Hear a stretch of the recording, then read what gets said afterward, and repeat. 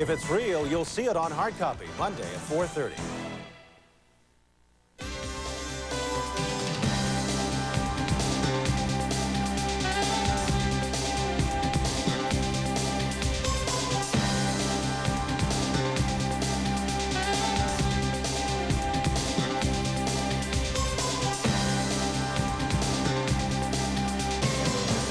Good evening. Thank you for watching News San Diego.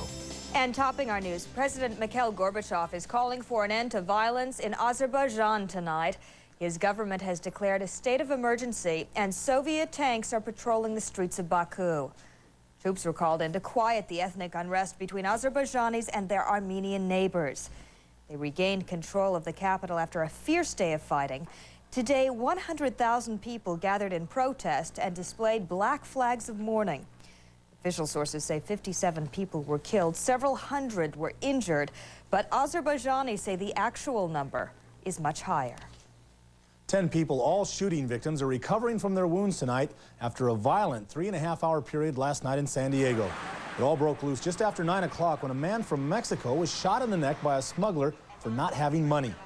2 men were shot in another altercation at the Family Fun Center in Kearny Mesa a short time later. Then in the most violent incident of the night, 4 people were shot as they walked down the street near the area of 41st and Market. No one died in any of the shootings, and police are still on the lookout for suspects.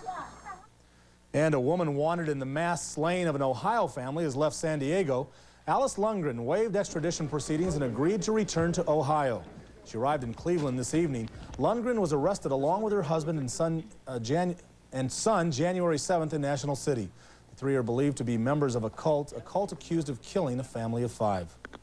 The disappearance of 7-year-old Leticia Hernandez of Oceanside is about to get some national attention. Several upcoming television shows will focus on her suspected kidnapping.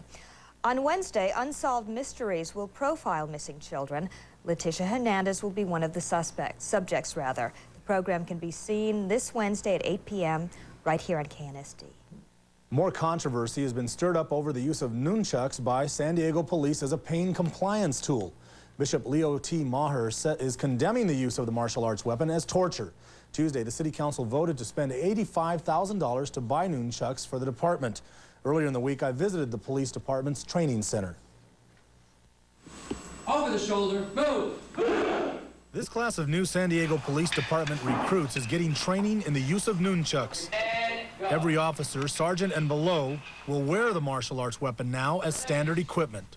The advantages of this is that numerous techniques were developed that would make it easier for the officer and safer for the officer to work around the prisoner out in the field. In the past, police used to have to use tools like batons. The danger was it put them in close proximity to their assailant. But now they say with the nunchucks, it's a lot easier to control somebody and keep themselves out of danger. Cooperate with the officers. Cooperate with the officers. The nunchucks have been used already, but only by a select few officers with special training. On April 8th, 117 anti-abortion demonstrators were arrested by police outside this Hillcrest doctor's office. Many had nunchucks used on them, including Nancy Schofield. She and her husband are suing the city for $5 million. Having felt childbirth, I can 1,000 times the pain. It is so totally barbaric and unnecessary. But police say it's more humane than anything they now have. It's not a Bruce Lee kind of thing. We're using it for arrest and control procedures. There's no doubt the nunchucks can be used to inflict pain, but Mayor Maureen O'Connor says it's a better option than a baton. You know, no one likes violence of any way, shape, or form, but I felt the council felt this was the lesser of 2 evils. And go. Wrap and wrap. Police say the key to the proper use of nunchucks is training and awareness by officers.